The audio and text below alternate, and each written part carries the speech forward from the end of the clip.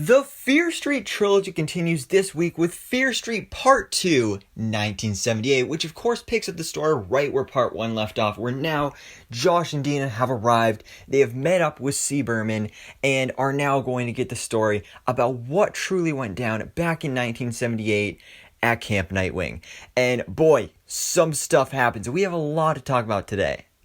So guys, before we get into this, of course, if you have not already, please hit the subscribe button and turn on the notification bell so you can keep up to date with all my other Fear Street videos, which will be coming out next week after Part 3. Super excited for that one. But again, today we are talking about Part 2, 1978, which was absolutely insane.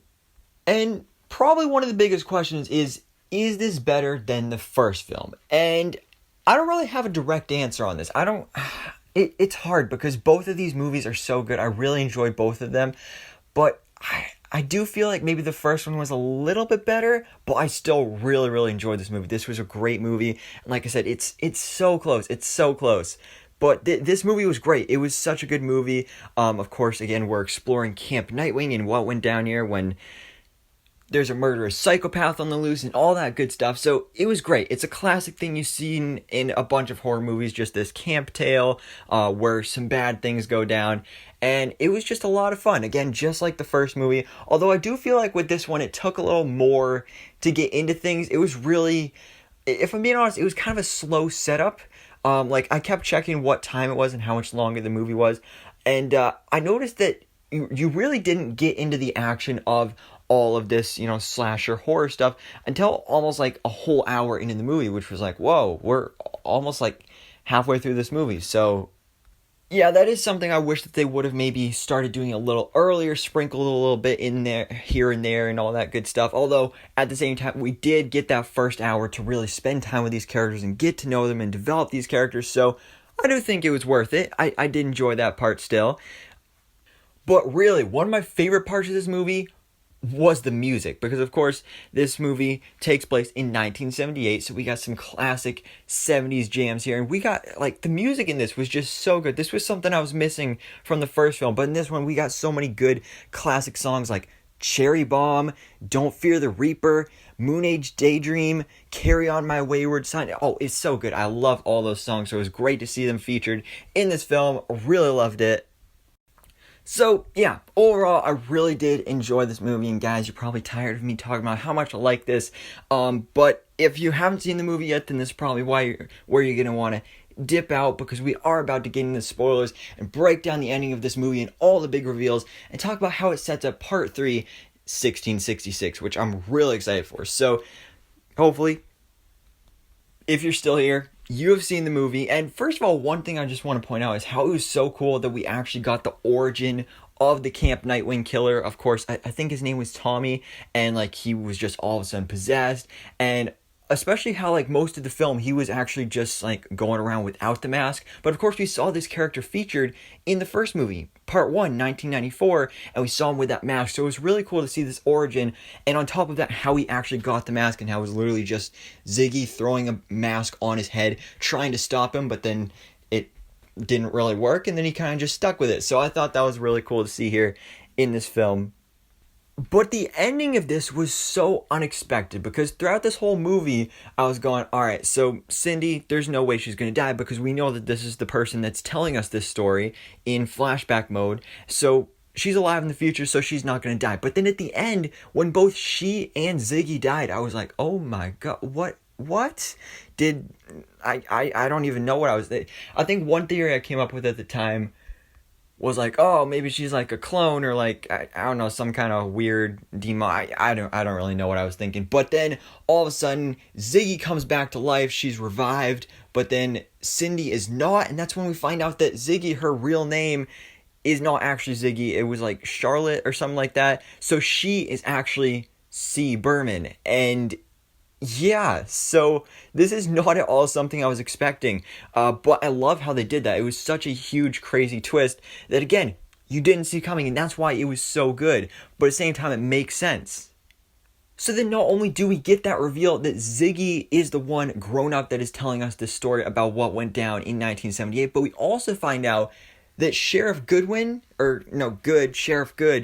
is actually Nick that we saw in this story. There's actually multiple characters at this camp. We even saw the mayor there as well, which was another huge twist. Now we know how that sheriff is going to be so tied into this story when it comes to part 3, because he was there at Camp Nightwing back in 1978, which is absolutely insane. But now that this story is done, now that Dina and Josh have heard this whole story, they know what they need to do. They need to reunite the hand and the body of Sarah Fier. And of course, now, based off the story, we know that hand was buried underneath the hanging tree, which the mall has actually been built up around what used to be Camp Nightwing. So that tree is just literally right in the middle of the mall. So they just go over there, they dig it out, and then Dina, she actually reunites that hand, puts it together with the body of Sarah Fier, which we found in part 1. And that's where it gets crazy, because then she basically is transported back to 1666. And she sees the life of Sarah Fier through her eyes, which is something I was not expecting, but something I'm so happy about, because this is something I was wondering about with part 3, because this was definitely the part I was least excited for, because I was like, it's 1666, it's going to be like all these like pilgrim people and like all this boring stuff. But the fact that we're actually using the cast that we've seen in these first 2 films just as different characters, I think is really cool, because with this movie, of course, Dean and Josh, we still meet up with them at the beginning and at the end, and they're still technically the main characters of this trilogy, but they didn't really play a huge role in the movie. So I like the fact that they are actually going to be main characters in this third part, and I didn't want it to be just another scenario where we were introduced to completely new characters and they were played by different actors and all that good stuff. So I love that they're actually bringing back the same actors, even though they're playing different characters, to explore this story, and that we're seeing the origin of Sarah Fier through the eyes of Dina and all these other characters, even the ones that died, like Ziggy. Young Ziggy, played by Sadie Sink, she's going to be there, and Kate, and the other guy that was murdered in part 1. So this is so cool. This gets me so excited for part 3, because again, when I saw the trailer for this, I was like, oh yeah, part 3, that looks honestly kind of boring.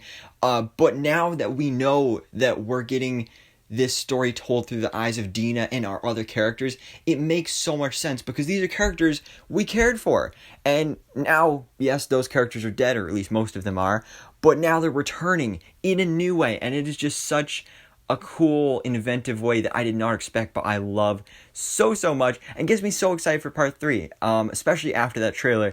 And I have to say, part 3 looks like it's definitely going to be the scariest, again, because you have those darker vibes, because we're really getting to the bottom of this witchcraft mystery with Sarah Fier, again, getting her origin and finding out how this whole thing started, and hopefully how things can be solved by the end of this film, which will be absolutely insane, and I'm so excited for it. But guys, Fear Street Part 2, 1978, I really enjoyed it. Again, I think the first part was maybe a little bit better, but part 2 was just as good. I really loved it. But guys, let me know your thoughts in the comments below. What did you think about Fear Street Part 2, 1978? Let me know all your thoughts, predictions, and theories for Part 3 as well. Again, stay tuned for my review and breakdown next week on Part 3. Super excited for that one. But anyways, guys, thanks so much for watching. Please drop a like if you enjoyed this video, and hit the subscribe button so I can keep up to date on everything goes on in the movie life.